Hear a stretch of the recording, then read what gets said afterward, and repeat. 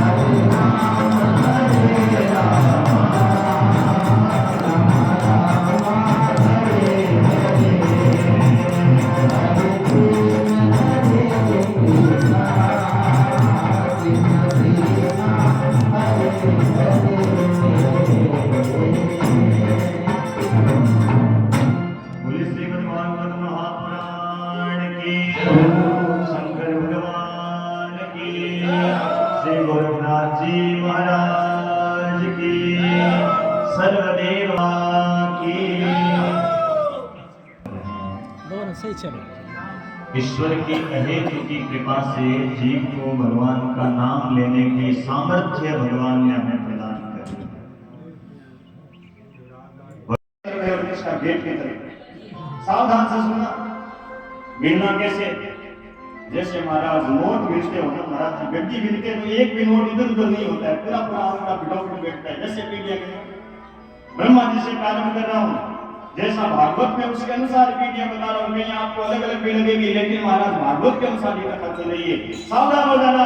ब्रह्मा जी से पहली पीढ़ी से प्रारंभ कर रहे हैं। ब्रह्मा का बेटा कश्यप हुआ, कश्यप का बेटा वेवस्वान हुआ, वेवस्वान नाम का बेटे का बेटा श्राद्धदेव हुआ, श्राद्धदेव का बेटा सुद्धुम्न हुआ, सुद्धुम्न का बेटा शर्याति हुआ, शर्याति का बेटा पसत्कर हुआ, पसत्कर का बेटा नभग हुआ, नभग का बेटा नाभाग हुआ, नाभाग का बेटा अम्बरीश हुआ, अम्बरीश का बेटा श्रुत हुआ, श्रुत का बेटा सिंधुदीप हुआ, सिंधुदीप का बेटा सिंधुनाभ हुआ, सिंधुनाभ का बेटा यवनाश्व हुआ, यवनाश्व का बेटा मानधाता हुआ, मानधाता का बेटा मुचकुंद हुआ, मुचकुंद का बेटा त्रिशंकु हुआ, त्रिशंकु का बेटा हरिश्चंद्र हुआ, हरिश्चंद्र का बेटा रोहित हुआ, रोहित का बेटा हरित हुआ, हरित का बेटा चंप हुआ, चंप का बेटा भिलुक हुआ, भिलुक का बेटा आहुक हुआ, आहुक का बेटा बाहुक हुआ, बाहुक का बेटा सगर हुआ, सगर का बेटा असमंजस हुआ, असमंजस का बेटा अंशुमान हुआ, अंशुमान का बेटा दिलीप हुआ, दिलीप का बेटा भगीरथ हुआ, भगीरथ का बेटा श्रुत हुआ, श्रुत का बेटा सिंधुदीप हुआ, सिंधुदीप का बेटा सिंधुनाभ हुआ, सिंधुनाभ का बेटा इडविड हुआ, इडविड का बेटा दीर्घबाहु हुआ, दीर्घबाहु का बेटा रघु हुआ, रघु का बेटा अज हुआ, और अज का बेटा दशरथ जी महाराज। कौन बनेगा 35 करोड़ 36 लाख योजन ऊपर वैकुंठ का अधिकारी? कौन सी पीढ़ी चल रही है? 36वीं पीढ़ी। एक बार जोरदार तालियां बजाइए उनके लिए। एक एक पीढ़ी की कथा सुनिए। आजकल लोगों ने कथा को केवल महाराज जी मनोरंजन बना दिया है। केवल महाराज भजन गा दिया, आचार महाराज हो गई कथा, नाचना गाना केवल हो गया कथा। अरे कथा सुनो, एक एक पीढ़ी की कथा सुनो। मैं आपको 18,000 श्लोकों की भागवत सुनाने आया हूं। मैं कथा में कंजूसी नहीं करूंगा। अरे भैया 4 घंटे बिना पानी पिए मैं कथा सुनाऊंगा, लेकिन एक एक कथा जब तक काया पर नहीं घटेगी उस कथा का महत्व पता नहीं चलेगा। अरे आजकल हमारे बच्चों को ये सनातन धर्म इतना नीचे जा रहा है, हमारे बच्चों को राम कृष्ण के माँ बाप का नाम नहीं पता है। बड़ी दुर्गति होती है, बड़ा दुख होता है। कहीं कहीं गांव के अंदर महाराज जी जाते हैं, बच्चों से पूछते हैं, संत महात्मा भी पूछते हैं। एक बार की बात मैं आपको बता दूं, बच्चों से पूछ लेना भाई राम के बाप का क्या नाम था, कृष्ण के पिता कौन थे, दादा कौन थे? बच्चों को पता नहीं है। और वो फिल्म इंडस्ट्री में वो टेलीविजन पर ब्रांड मीडिया वाले नाचते हुए दिखे ना, फट बच्चे बता देंगे ये फलाना हीरो नाच है। रामकृष्ण के हमारे बच्चों को सनातन धर्म के बारे में शिक्षा दीजिए भाई। धर्मो रक्षति रक्षितः। हम धर्म की रक्षा के लिए अपने बच्चों को आगे लाएंगे, तब जाकर के महाराज सनातन धर्म बचेगा। एक छोटी सी बात महात्माओं के चरणों में मैं निवेदन कर दूं। ऐसे ही महाराज कोई सनातन धर्म के माँ बाप थे जिन्होंने अपने औलादों का भी त्याग किया था सनातन धर्म की रक्षा के लिए, तभी तो हम ऐसे महात्माओं का दर्शन कर रहे हैं। अरे वो भी तो माँ बाप थे जिन्होंने धर्म की रक्षा के लिए अपने औलादों का भी तो त्याग किया था। और महाराज हम सनातन धर्म के लिए अपने बच्चों को शिक्षा भी नहीं दे सकते, तो बड़ी शर्म की बात है। एक बार मैंने एक बच्चे से पूछा, मैं साधारण ज्यादातर पूछ लेता हूँ बच्चों से, कहीं जाता हूँ कथाओं में, एक काबरिये ने मैं पूछो बेटा तुम की है? मैंने सोचा भाई पिता का नाम बताएगा, तो उस बच्चे को पिता का नाम नहीं पता। मैंने पूछा बेटा की है? वो काबरी होके वे महाराज में तो पापा हुआ। कोई बात नहीं, देखो बच्चे को बाप का नाम छोटी अवस्था में पता नहीं होता है। क्यों नहीं होता? इसका पीछे भी कारण है हमारे सनातन धर्म में कि बच्चे को शिक्षा कौन देती है? माँ देती है। और हमारे धर्म में जो माँ होती है वो अपने पति का नाम नहीं लेती। ऐसा नियम नहीं लेती। तो माँ जो बच्चे को अपने पति का नाम बता नहीं सकती। अच्छा, बेटे का लगाव बाप से थोड़ा कम होता है और दादे से ज्यादा होता है। होता है कि नहीं होता? दादे से ज्यादा होता है। और पति का नाम नहीं बता सकती वो माँ उस बेटे के बाप का नाम बोलकर नहीं बता सकती, लेकिन दादे का नाम तो बता सकती है। वो तो बता सकती है, वो तो सिखा सकती है। मैंने बेटे से पूछा बेटा क्यों है? वो डाबरे हो गया महाराज पापा रो। मैंने सोचा कोई बात नहीं, माँ ने नाम बोलकर नहीं बताया, लेकिन दादे का नाम पता होगा। तो मैंने फिर पूछा, वो डाबरे हो गया कि महाराज पापा रो। मैं क्यों बेटा पापा की रहा है? मैं देखो दादे रो नाम बताए, वो डाबरे हो गया महाराज पापा तो मम्मी ना। अब पापा मम्मी रहा है भाई, दादे रहा नहीं है। अरे हंसने से ज्यादा विचार करने की बात है कि हम क्या शिक्षा दे रहे हैं बच्चों को। ये हंसने की बात नहीं है, ये शर्म करने की बात है। हमारी औलादों को कथाओं में लाइए, सत्संगों में, आश्रमों में, मंदिर में लेकर के जाइए। बच्चों को पता ही नहीं है कि शिव जी की आधी परिक्रमा होती है या पूरी होती है, विष्णु की 4 परिक्रमा होती है या कितनी होती है, सूर्य भगवान को जल कैसे चढ़ाए, शिव जी को जल कैसे चढ़ाएंगे। अरे बगीची आओगे तब पता चलेगा ना, बच्चे आएंगे तब। हम खुद ही नहीं आते, माँ बाप भी नहीं आते, तो औलादे कहां से आएगी भाई?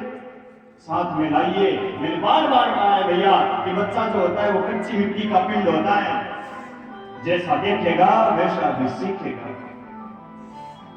एक कंब नाम की रामायण है, उसके अंदर कंबन नाम के ऋषि लिखते हैं कि दशरथ जी महाराज जो थे वो पिछले जन्म में एक ब्राह्मण थे। उस ब्राह्मण का एक नियम था, रोज 1000 तुलसी के पत्ते तोड़ता और महाराज जंगल में 4 भुजानाथ का मंदिर था, वो 1000 पत्ते रोज ठाकुर जी के चढ़ाता। विष्णु भगवान को तुलसी ज्यादा प्रिय है, शिव जी को वीरभद्र आग ज्यादा प्रिय है, सब देवताओं को अलग अलग पुष्प हैं। 12 साल हो गए उस ब्राह्मण को पत्ते चढ़ाते चढ़ाते। आज रात में उस ब्राह्मण को नींद नहीं आई। 1000 पत्ते तोड़े हुए थे तुलसी के और आधी रात को 2-2:30 बजे ही वो जंगल में चला गया। 2-2:30 बजे का समय जो होता है वो ऐसा मानते हैं ठीक नहीं होता, वो भूत प्रेतों का समय होता है। और महाराज वो ब्राह्मण आधी रात को जंगल में गया तो जंगल में उस ब्राह्मण को एक पिशाचनी मिल गई। ये कम रामायण में कथा आती है, तुलसीदास जी वाले में नहीं मिलेगी। कहीं यहाँ पर ज्ञानी बोल बैठे हैं, वो कहेंगे महाराज रामचरितमानस में नहीं मिली, वाल्मीकि कंबन नाम की कम रामायण है, अध्यात्म रामायण रामायण भी गई। तो उस ब्राह्मण को एक पिशाच ने मिली। पिशाच ने जानो कहने के भूतनी ने कहे, वो भूतनी कहती है ब्राह्मण देवता मैं इस पिशाच की भूत की योनि में बड़ी तकलीफ पा रही हूँ, आप कृपा करो शास्त्रों के जानकारों, मेरा इस भूत की योनि से उद्धार करो। ब्राह्मण कहता है पिशाचनी मैं प्रयास करूंगा कि तेरा इस भूत की योनि से उद्धार करूं, लेकिन पहले तू मुझे ये बता दे कि तूने पिछले जन्म में ऐसा कौन सा कर्म किया था जिसके कारण तुझे पिशाचनी बनना पड़ा। माताओं बहनों ध्यान देना, कान का दरवाजा पेट की तरफ रखना। वो पिशाचनी क्या कहती है? वो पिशाचनी कहती है ब्राह्मण देवता पिछले जन्म में मैं अपने पति से झगड़ा बहुत करती थी, लड़ाई बहुत करती थी, इस कारण मुझे भूतनी बनना पड़ा। कर लेना मत हो, नहीं तो अगले जन्म में भूतनी बनना पड़ जाएगा। जो स्त्री तो थारली बात क्यों है, तो थारली क्यों बनता है। जो स्त्री अरे मैं थारो भाई बहनों को नीचे आप बात करते, जो स्त्री पति से झगड़ा करती है अगले जन्म में उसे भूतनी बनना पड़ता है। खेती होनी भी है, मैं एक नागौर में कथा करे हुए और एक कोई बाई दे घरे रहे उनको बाई थोड़ी मुंडे लगी मैं क्यों के भाई जी की लुगाई यहाँ पे घनी लड़ाई करे झगड़ों करे ऊंची आवाज में बात करे, अगले जन्म में भूतनी बनो। बाई महाराज बेचे खड़ी हुई थी, भाई कहो महाराज सारी बात बिल्कुल ठीक है, आपकी बात बिल्कुल सत्य है भाई। जो स्त्री पति से झगड़ा करेगी वो अगले जन्म में क्या इस जन्म में भूतनी के समान ये पति से झगड़ा करेगी तो भूतनी है वो, हमने मान लिया। जो स्त्री पति से झगड़ा करे वो भूतनी बनती है, लेकिन महाराज यदि कोई पति पत्नी से झगड़ा करे तो वो पति क्या बनता है? मैंने कहा वो भूत बनता है। और क्या बनता है? ना तो पति को पत्नी से झगड़ा करना है। मैंने एक कथा प्रारंभ होते आज एक बात कही थी कि गृहस्थी या पति होता है, दूसरा पहिया पत्नी होती है। आप गृहस्थी बैठो इसलिए विशेष रूप से ये बात कह रहा हूँ। दोनों गाड़ी के पहिए सीधे सीधे चले तो गाड़ी सीधी सीधी सड़क पर चलती है, और एक पहिया के मैं इधर जाऊंगा, एक पहिया के मैं इधर जाऊंगा तो गाड़ी चलेगी क्या? वहीं खत्म हो जाएगी। उसी प्रकार गृहस्थी रूपी गाड़ी में पति और पत्नी का मन बराबर चले तो गृहस्थ जो है वो स्वर्ग के समान सुंदर होता है, और यदि पति का मन इधर जावे पत्नी का मन इधर जावे तो गृहस्थ जो है नरक के समान बन जाता है। उस ब्राह्मण ने 1000 पत्ते भगवान के चरणों में चढ़ाए और प्रार्थना करी है भगवान 12 साल तक तुलसी के पत्ते चढ़ाने का कोई पुण्य है, इस पुण्य के प्रभाव से पिशाच योनि से मुक्त हो जाए। उसी समय मूर्ति फट गई और मूर्ति से भगवान प्रकट हो गए और कहने लगे ब्राह्मण मैं तेरी तपस्या से बड़ा प्रसन्न हूँ, जा इस पिशाचनी को पिशाच योनि से मुक्त करता हूँ और तुझे आशीर्वाद देता हूँ कि अगले जन्म में वो अयोध्या का सम्राट राजा दशरथ बनेगा और यही पिशाचनी तेरी धर्म पत्नी कौशल्या नाम की रानी बनेगी। राजा दशरथ की 3 रानियां थी। आइए राम जी की कथा में रामायण के अंदर प्रवेश करते हैं और भागवत के अंदर एक ध्यान देना, भागवत में राम कथा जो है ना वो संक्षिप्त लिखी है। भागवत में श्लोक कितने हैं? कितने श्लोक हैं? 18,000 श्लोक हैं। उन 18,000 श्लोकों के अंदर 335 अध्याय है और राम कथा जो है 335 में से 2.5 अध्याय में लिखी है और कृष्ण कथा 90 अध्याय में लिखी है। इसलिए राम कथा थोड़ी संक्षिप्त है, क्योंकि खाली राम कथा ही करें तो 9 दिन में राम कथा पूरी नहीं होती, इसलिए हम संक्षिप्त में राम कथा करेंगे। कोई कथा बीच में राम कथा के छूट जाए तो बाद में ये मत कहना मैं महाराज जी वो बात नहीं बताई, क्योंकि राम कथा संक्षिप्त में है। फिर भी प्रयास करेंगे सारी कथाओं को छोटे रूप में कहेंगे। अब महाराज दशरथ जी के 3 रानियां थी, पुत्र एक ये भी नहीं था। वशिष्ठ ऋषि को बुलाया, संगी ऋषि को बुलाया, पुत्र कामेष्टि नाम का यज्ञ करवाया। यज्ञ देवता खीर का चरूल लेकर के प्रकट हुए। 3 रानियां गर्भवती हुई।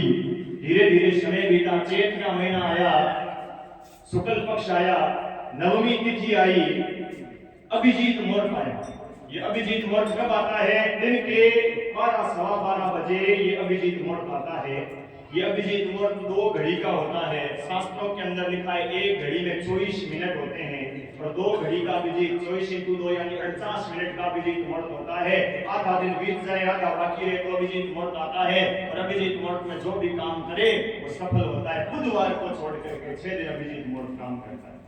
भगवान राम का मंदिर अयोध्या में बना, इस राम मंदिर की नींव लगी थी वो अभिजीत मुहूर्त के अंदर लगी थी। ऐसा ही अभिजीत मुहूर्त में प्राप्त भगवान श्री माता कौशल्या के गर्भ से भगवान श्री राम का अवतार हुआ है। और महाराज जैसे राम जी का पदार्पण हुआ, ऋषि मुनि गंधर्व विद्याधर सारे सब भगवान की स्तुति करने लगी, माताएं बहनें बधाइयां गाने लगी, गीत गाने लगी। आइए हम भी मिलकर के संक्षिप्त में श्री राम जी की स्तुति करें, और स्तुति करते हुए आगे की संक्षिप्त राम कथा के अंदर प्रवेश करेंगे, क्योंकि भगवान कृष्ण के जन्म की कथा के अंदर भी हमें चलना है। और ये बड़े भाव से सभी भगवान राम जी की स्तुति गाते हुए आगे की बड़ी सुंदर कथा के अंदर प्रवेश करेंगे।